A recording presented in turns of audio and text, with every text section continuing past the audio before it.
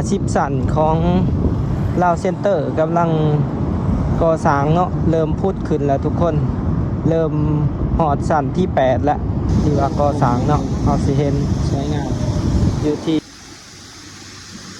พาทุกคนมาจุดนี้เนาะมันติดกับโรงเรียน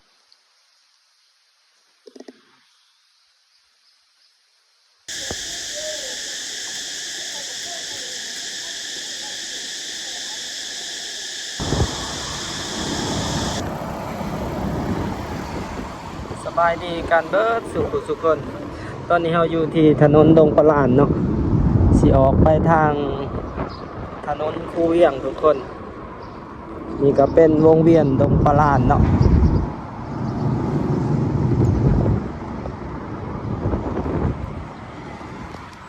มื้อนี้ก็สิพาทุกคนขี่รถเลาะเบิงเลาะส้มหลายๆมุมในเวียงจันทน์เนาะมื้อนี้ก็วันที่2เดือนเมษายนเนาะทุกคน2025สิพาทุกคนออกไปเบิ่งทางโครงการก่อสร้างกันเจือนแถวแคมป์ของเนาะ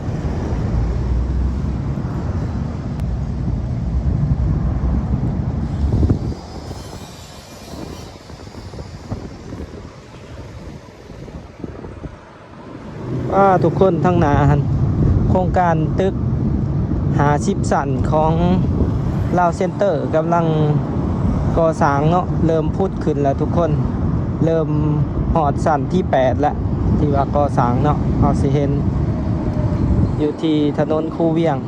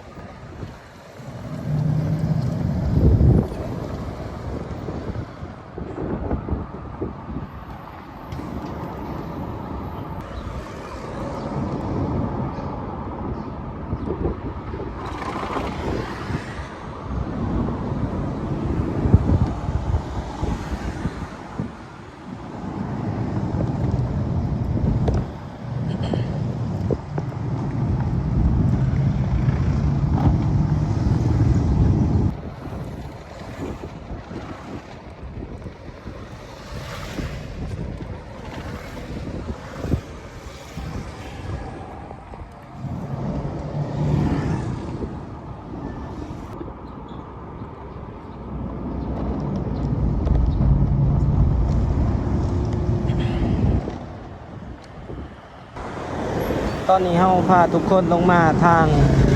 เขตบ้านพระโพเนาะเส้นทางลงไปวัดศรีเมืองสิพาทุกคนออกไปทางคุณเนาะลัดออกทางห้องมโหสถลัดออกทางห้องมโหสถลัดขึ้นเส้นทางซ้ายแคมป์ของซ้ายขึ้นเนาะทุกคนทั้งหน้าเฮาก็เป็นอนุสาวรีย์เจ้าสว่างวงเนาะเจ้าซีสว่างวง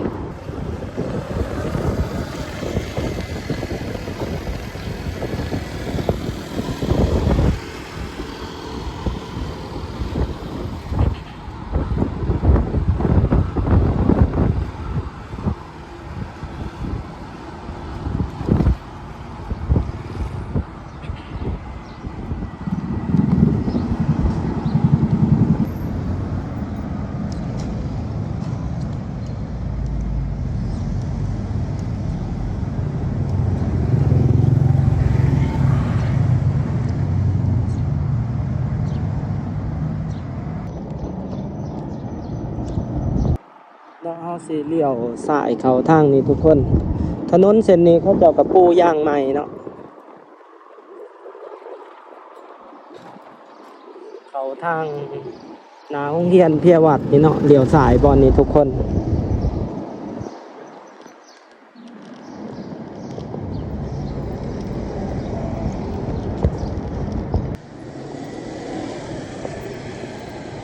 เป็นโรงเรียนมัธยมเพียวัดนะทุกคน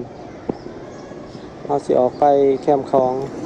ลัดออกข้างนี้ก็สิผ่านทางหลังห้องมโหสถเนาะ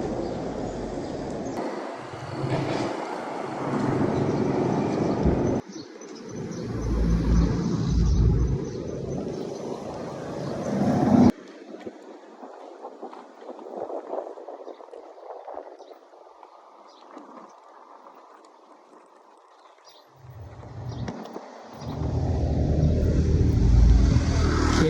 านเก่ายอดเนาะสายมือเฮา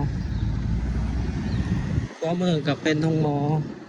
ใหญ่ห้องหมอมโหสถเนาะตึกใหม่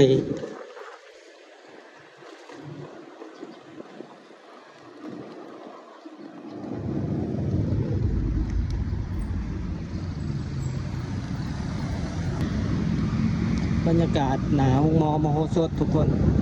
หดร้ายเลย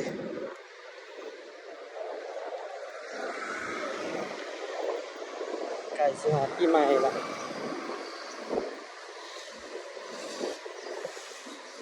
สิพาทุกคนเลี้ยวสายก่อนนี้เนาะ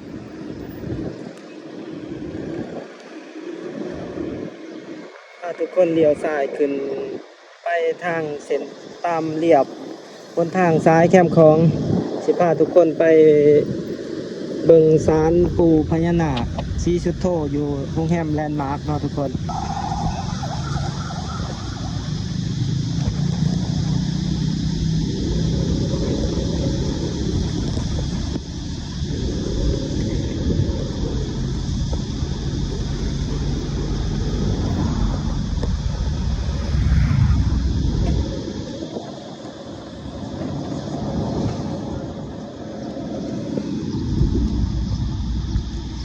ออกมาเส้นทางซ้ายแคมป์ของทุกคน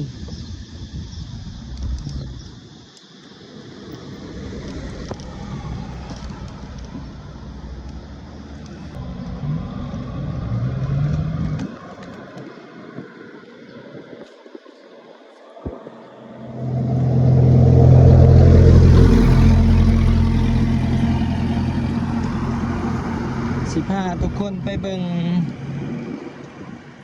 ศาลปู่พญานาคศรีสุโธเนาะอยู่โรงแรมแลนด์มาร์คเห็นเขาเจ้ารีวิวเนาะใน TikTok เห็นหลายๆคนไปกราบไหว้วันนี้ก็สิพาทุกคนไปเบิ่งเลยก็อยู่นี่ห่างเลยเนาะถือว่าบ่มีห่างเข้ามาเซาต่อ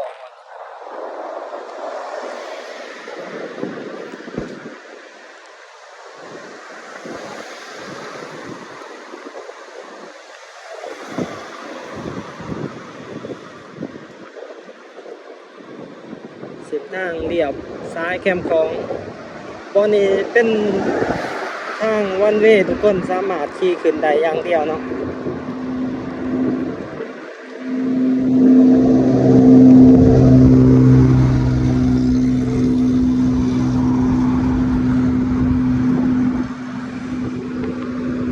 มาทุกคนไปเบิ่งศาลไหว้ปู่พญานาคศรีสุโธอยู่แฮมแลนด์มาร์คแล้วก็สิพาทุกคนขี่เรียบคลองเบิ่งโครงการก่อสร้างกันเจือนเนาะเฟส2จะไปเบิ่งกันทุกคน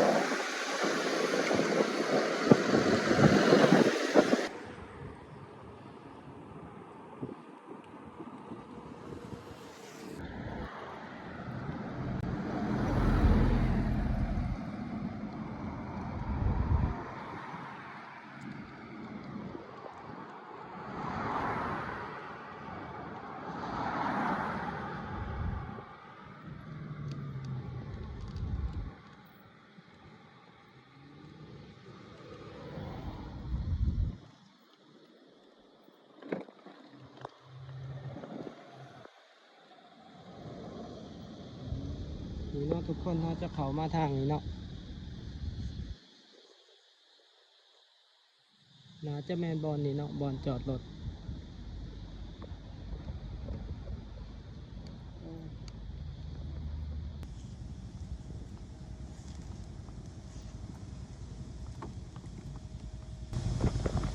นี่เป็นบอลจอดรถทุกคนอยู่ข้างๆกับโรงแรมแลนด์มาร์คเนาะแต่ก่อนกันน้อยๆเนาะเห็นเขารีวิวบ่ทันมีศาลมีหยังปัจจุบันนี่เขาเจ้าสร้างใหม่เนาะสร้างเป็นบอลท่องเที่ยวไปเลยอายลงไปหันจอดรถยี่นี่วะลงไปแม่นอ๋อพี่เหรอมันก็ใช่หรอทุกคนยี่นี่ตึกมันเป็นน่าจะเป็นอพาร์ตเมนต์แล้วก็มีค าเฟ่นำอยู่นี่แคมป์คลองขางโรงแรมแลนด์มาร์คเดี๋ยวเขาไปเบิ่งกันทุกคนศาลปูพญานาคสีสุดโธเนาะที่หลายๆคนรีวิวตัวนั้นโรงแรมแลนด์มาร์คทุกคนโรงแรมระดับ5 ดาวระดับ4 ดาวเนาะน่าจะประมาณ4 ดาวแลนด์มาร์คเดี๋ยวย่างลงไปเบิ่งทุกคนก็มีคนเขามาไหวเนาะ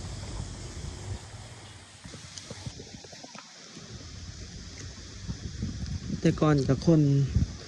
มาเล็กน้อยเนาะหลังจาก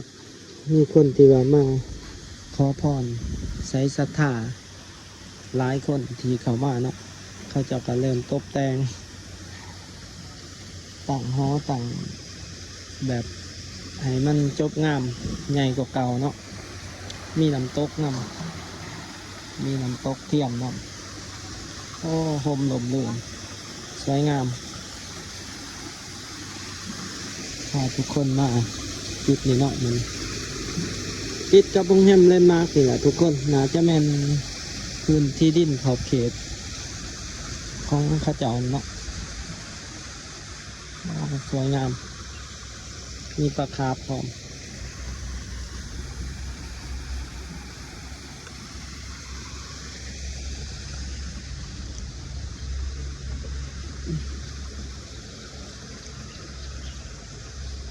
กลายเป็นแหล่งท่องเที่ยวแหล่งเศรษฐกิจอีกอย่างหนึ่งเนาะบ่อนนี้กันโอ้งามเขาจะเห็ดลมลื่นเหมาะกับการมาไหว้แล้วก็มานั่งพักผ่อนอยู่นี่ก็ได้ทุกคนลมลื่นหอไหว้ปูศรีสุโธนาคราชเนาะที่เป็นเขียนเป็นป้ายก็มีบอลเขาเจ้าขายขันหมักเบ่งเนาะก่อนเขาไปไหว้เดี๋ยวพาทุกคนส้มเบิงส้มพื้นที่เขาเจ้าตกแต่งเป็นสวนเป็นหวยในน้อยเนาะงามทุกคนคนก็มาไหว้ลายโอ้เขาเจ้าเอาไข่เนาะมาไหว้เรียบร้อยกันคนก็มาหลายเติบได้ทุกคน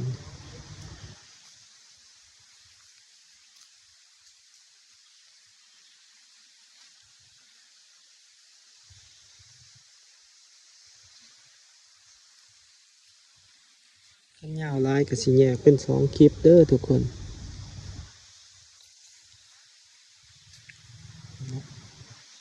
จะมาไหว้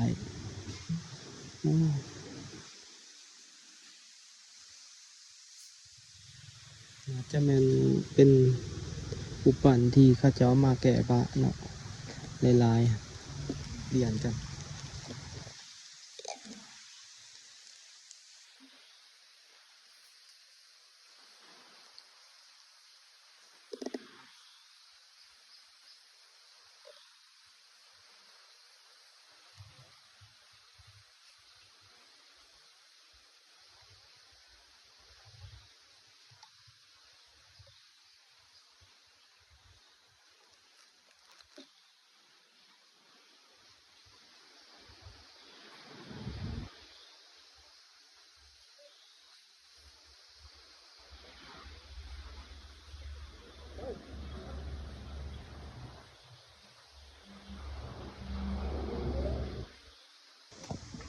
อันนี้ใส่ตามศรัทธาเลยวะบริจาคอันนี้ใส่ตามศรัทธาเลยทุกคนดอกไม้เอาคำไหวเพิ่น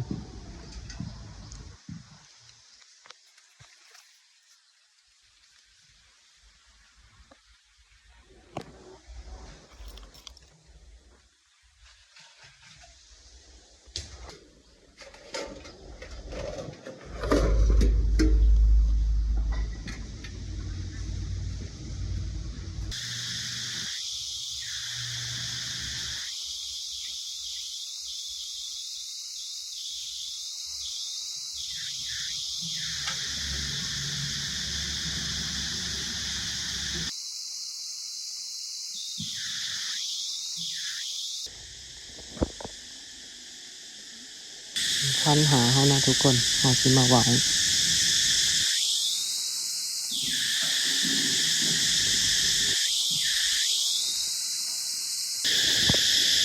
ข้างขางนี้เขาเจาะกระสางต่ออยู่ทุกคนข้างหลังตึกเนาะมันจะเป็นศาลปูกันเนาะศาลปูก้นก็มาลายเติบเนาะบกขาดทรายที่เขามาไหวบางคนก็เอาไข่มาถวายเดี๋ยวไข่เนาะที่เขามาถวายสำหรับปัจจัยก็ใส่ตำศรัทธาเลยเนาะเอาใส่ตู้บริจาคแล้วก็จับเอาดอกไม้จูบเทียนมาบูชาเนาะสำหรับผู้ใดที่บ่ท่านได้มากกับมาได้เนาะขังแฮมแลนด์มาร์คทุกคนคนมาลายอยู่บอกขาดซ้ายเนาะโอ้จับจันทุกคนยังจับจันโอ้คนจะมาบอกขาดซ้ายจะสำวัดเนาะอยู่นี่จ้ะเดี๋ยวยางชมวิวเหมือนกันทุกคนยางชมวิวเบิ่งสิ่งที่เขาก่อสร้างอยู่ในนี้เนาะเขาจะสร้างบ่อน้ำ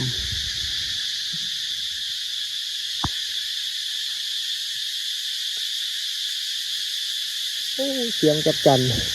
ร้ายขนาดจับจันเลยเลี้ยนจะอยู่ในกกนั้น4-5 โต้กกหนึ่งเป็นหนึ่งไม่4-5 โต้จับจันเนาะเขาจะสร้างหวยอ้อมนี่เลยจะเป็นน้ำตกอีกทาง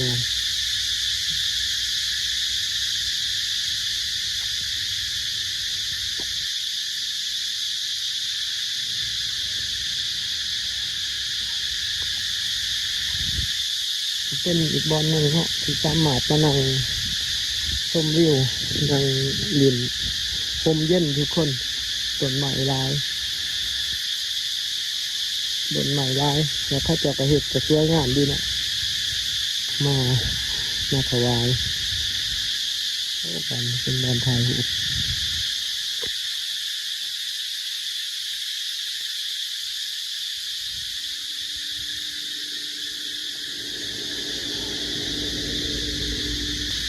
เดี๋ยวเราจะออกไป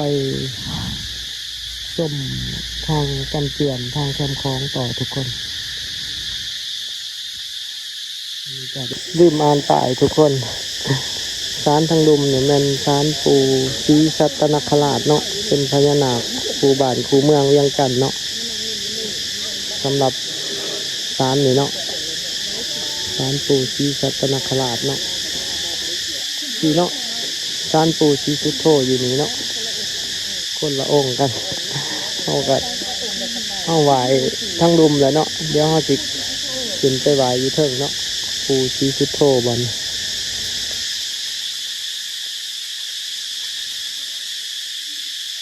บ่เชื่อหามลบลูเนาะทุกคนบ่เชื่อก็อย่าลบลูอันใดสิดีอันใดที่สิเป็นกำลังใจกำลังจิตกำลังใจก็เฮ็ดทุกคน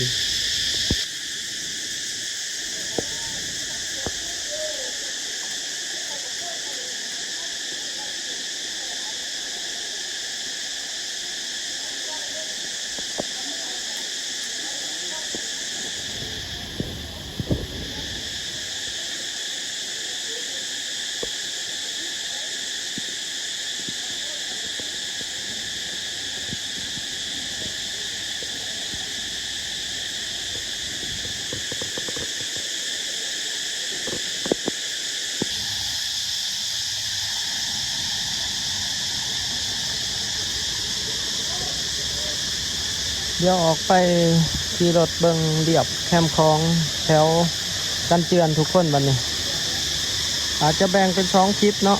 สำหรับในการพามาเหมือนเดี๋ยวติดตามชมกันอีกคลิปหนึ่งเนาะ